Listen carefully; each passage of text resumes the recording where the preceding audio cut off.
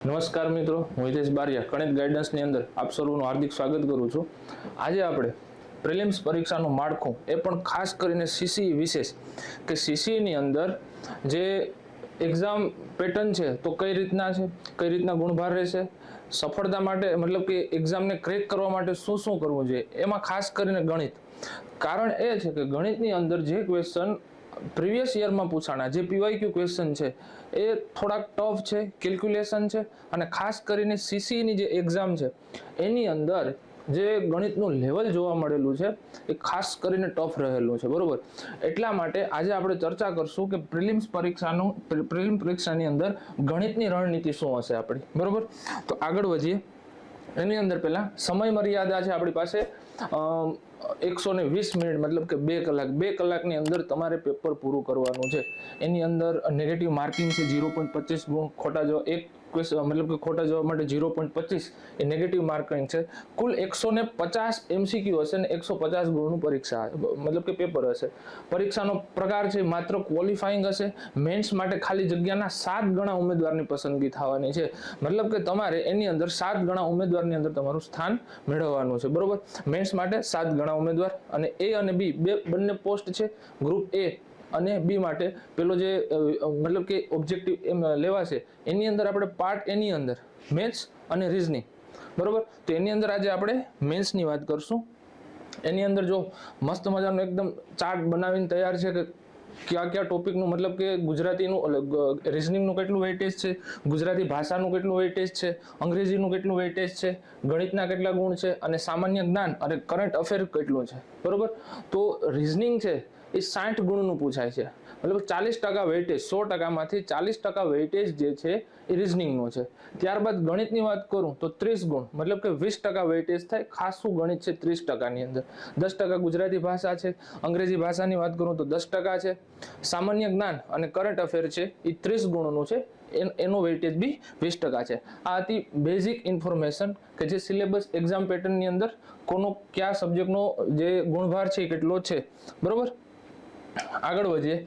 અને જો એક ખાસ કે સીસીની સ્પેશિયલ તૈયારી માટે સીસીએ ભરતીનો સ્પેશિયલ કોર્સ ગણિત ગાઈડન્સની એપ્લિકેશન ઉપર ઉપલબ્ધ છે, જે ડિસ્કાઉન્ટ સાથે માત્ર 1500 ની અંદર માત્ર 50 ઉમેદવાર માટે છે. બરોબર, 1500 જેની ફી છે 3000 ફી છે, 50%ના ડિસ્કાઉન્ટ સાથે 1500 રૂપિયામાં તમને ઉપલબ્ધ થશે. આની અંદર તમને ફીચર્સ મળશે, સંપૂર્ણ સિલેબસ કરાવવામાં આવશે. ત્યારબાદ એની અંદર નવા સિલેબસને અનુરૂપ તમામ ફેકલ્ટીઓ જે છે એ ફેકલ્ટી તમને મતલબ કે ભણાવશે. પછી કણજ સરના શીર્ષ નેતૃત્વમાં નવી પરીક્ષા પદ્ધતિ મુજબ વિડીયો લેક્ચર મળશે, પ્લસ પીડીએફ મળશે, પછી એમસીક્યુ મળશે, ટેસ્ટ મળશે. બધું જ આ કોર્સની અંદર આવી જાય. બરોબર, જો તમે આ કોર્સ પરચેજ કરી લો તો પછી તમારે સીસીએની કંઈ વધારે ટેન્શન લેવાની જરૂર નથી. આગળ વધીએ તો આગળ કીધું કે વિભાગ બી ગણિત 30 ગુણનું લક્ષ્ય, કે સીસીમાં ગણિત માત્ર આવડત નહીં પણ સ્પીડની પરીક્ષા છે. હવે પહેલી વસ્તુ આવે કે સીસીની એક્ઝામ આપો તો ગણિતની અંદર કઈ બાબત ધ્યાન રાખવાની. ગણિતની અંદર પહેલી વસ્તુ ધ્યાન રાખવાની છે કે જે સીસીની એક્ઝામ છે એ મોસ્ટ ઓફલી તમારી સ્પીડ કેટલી છે એની ઉપર ક્વેરી કરે. મોસ્ટ ઓફ આમ જોઉં તમે તો આરઆરબી ક્લર્ક છે, આઈબીપીએસ જે બેન્કિંગની એક્ઝામ આવે છે, બેન્કિંગની એક્ઝામ ઉપરથી આ જે છે આખી પેટર્ન બનાવેલી છે. બેંક પેટર્ન મુજબ તમારું પેપર બનવાનું છે. બરોબર, ના એમ કહી શકાય કે ટફ બી હશે, મતલબ મોડરેટ ટુ ટફ, ઇઝી પણ નહીં, મોડરેટ પણ નહીં અને ટફ. બરોબર, મોડરેટ ટુ ટફ પેપર રહેવાનું છે.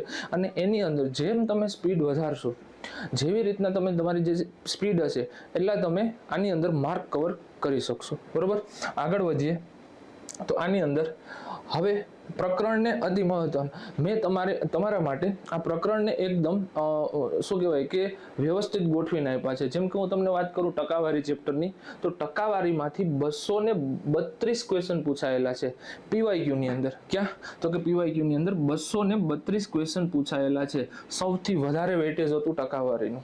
અને ટકાવારી મિત્રો ગણિતની વાત કરું તો ટકાવારી એ બેઝ ચેપ્ટર થાય છે. જો તમને ટકાવારી આવડે, મતલબ ટકાવારી તમે શીખી જાઓ તો ટકાવારી ઉપરથી ઘણા બધા ચેપ્ટર, એના પછી તમે ગુણોત્તર પ્રમાણ છે, પછી નફો ખોટ છે, વળતર છે, સાદું વ્યાજ છે, આ બધા જે ચેપ્ટર છે એ આ ચેપ્ટરની અંદર તમે મતલબ કે ટકાવારી તમને જો ફાવે તો આ બધા જેમ કે નફો ખોટ લખ્યું છે, વળતર, આ બધા જે ચેપ્ટર છે, સાદું વ્યાજ, ચક્રવૃદ્ધિ વ્યાજ, મિશ્રણ છે, સંયોજન છે, આ બધા જે ચેપ્ટર છે એ તમે આરામથી કવર કરી શકો. પણ એના માટેનું બેઝ ચેપ્ટર જે છે એ ટકાવારી છે, અને ટકાવારી તમને ફાવવું જોઈએ. બરોબર, તો એના 232 PYQ છે.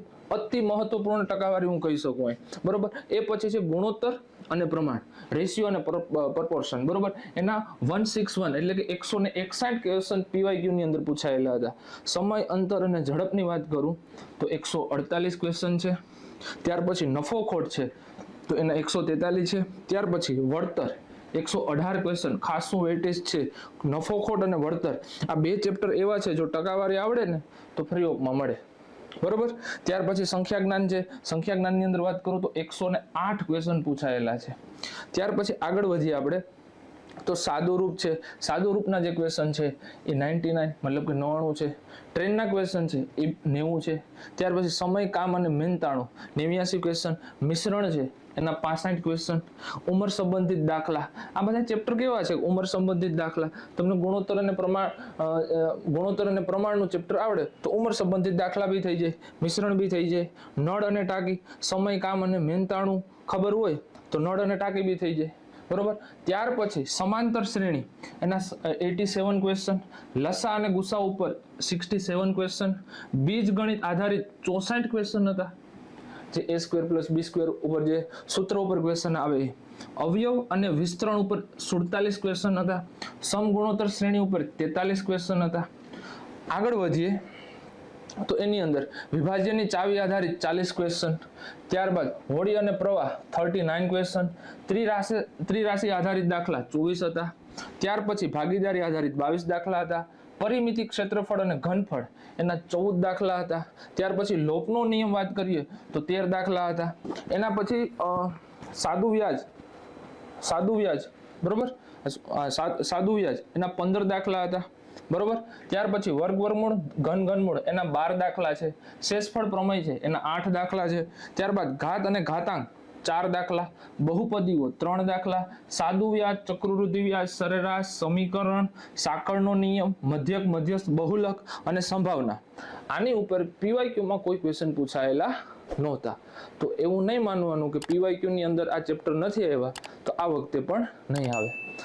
નક્કી ન હોય, આવી પણ શકે અને ન પણ આવી શકે. કોઈ ફેકલ્ટી એવું ન કહી શકે કે આ નહીં આવે. બરોબર, એક્ઝામિનરનું મન થાય એ આપણને પૂછે. બરોબર, તો આ જે ચેપ્ટર છે એ તમારી સામે આખો જે ગુણભાર છે ચેપ્ટરનો એ બી મેં તમને બતાવ્યો. બરોબર, હું આગળ આપણે વાત કરીએ તો ગણિતની તૈયારી માટેના 4 સ્ટેપ માસ્ટર પ્લાન.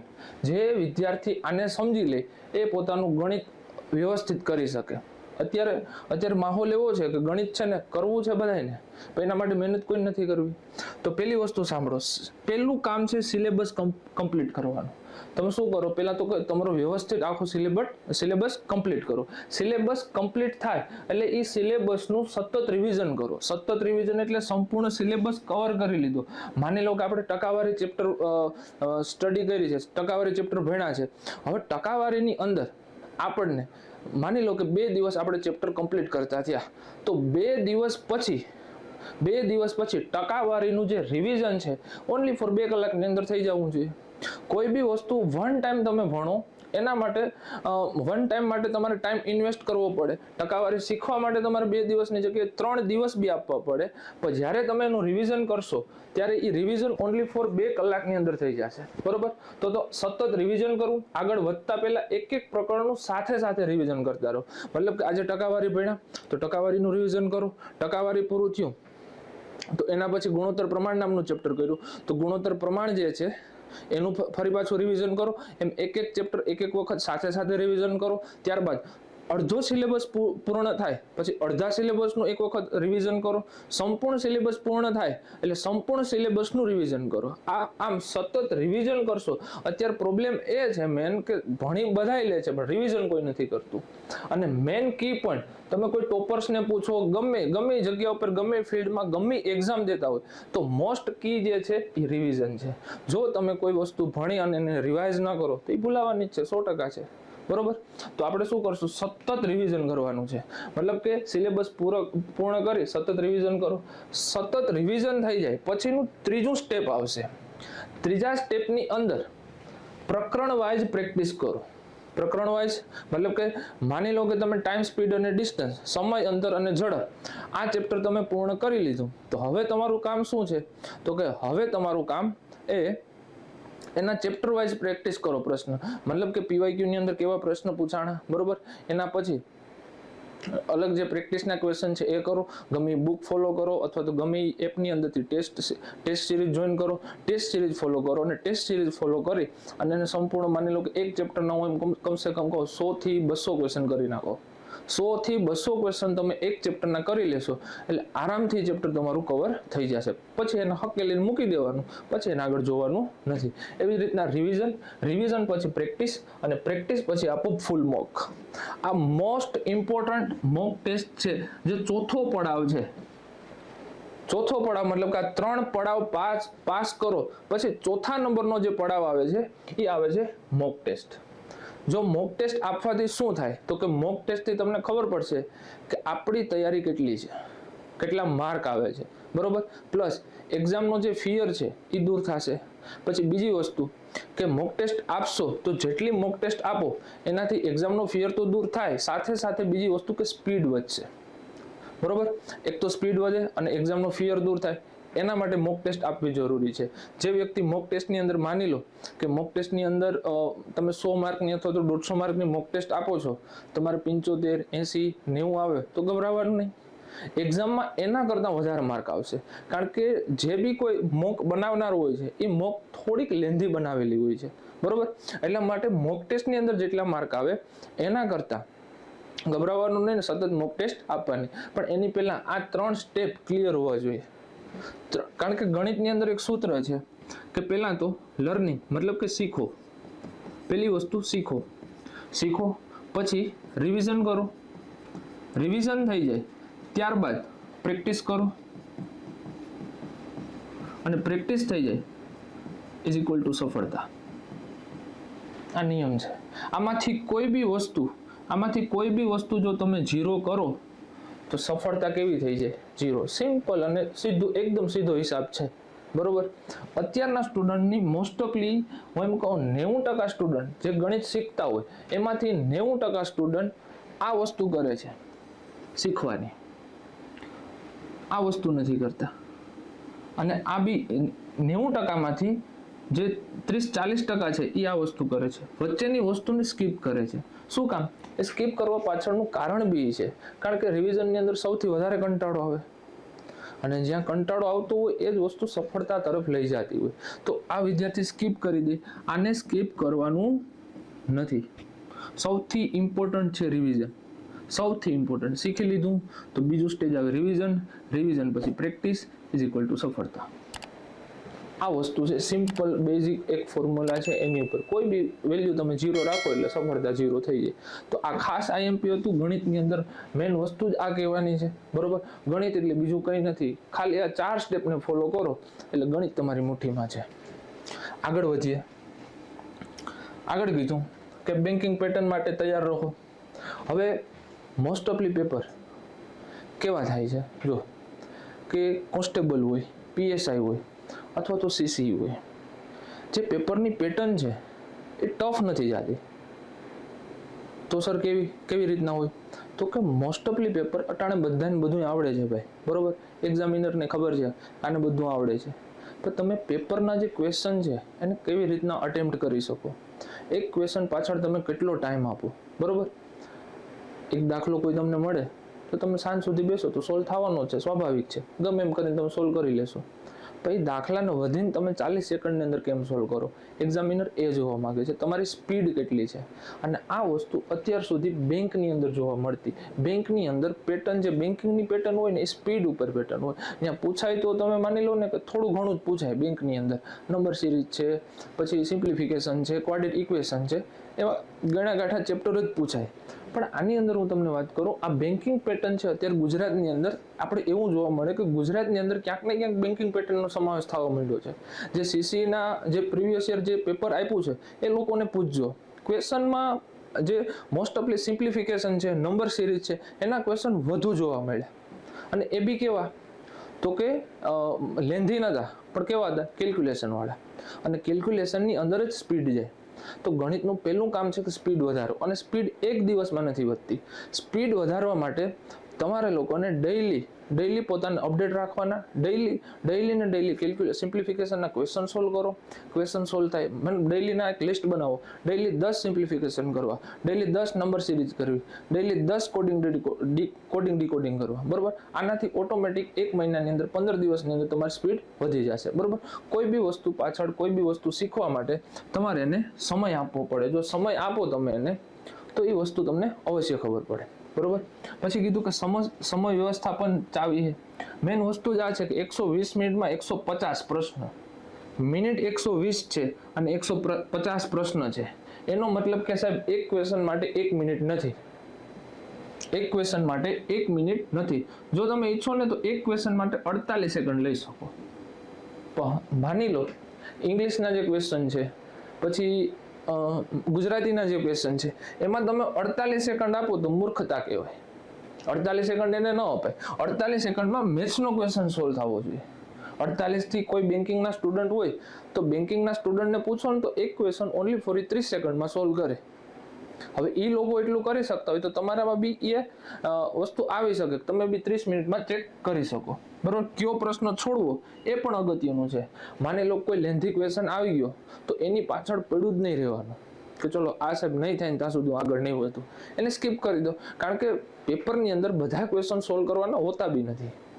બધા ક્વેશ્ચન સોલ્વ કરવાના હોતા બી. કયા વિદ્યાર્થીને કઈ વસ્તુ છોડી દેવી અને કઈ વસ્તુ રાખવી, કયો ક્વેશ્ચન છોડવો અને કયો ક્વેશ્ચન કરવો, એની બી જો ખબર પડી જાય ને તો બી પેપર આસાન છે. પછી વિકલ્પ ઈ નો સ્માર્ટ ઉપયોગ કરવો, કારણ કે 0.25 થી તમને વિકલ્પ ઈ બચાવશે. સમજાય છે? 0.25 થી કોણ બચાવશે? તો કે વિકલ્પ ઈ બચાવશે. તો એ ખાસ ધ્યાન રાખી લેજો સીસી માટે. અહીં સુધી હતું. બરોબર, હવે આગળ આપણે જે ગણિતની અંદર મેં તમને વાત કીધી, ગણિત એટલે બીજું કંઈ નહીં, સિમ્પલ છે. પહેલાં શીખો.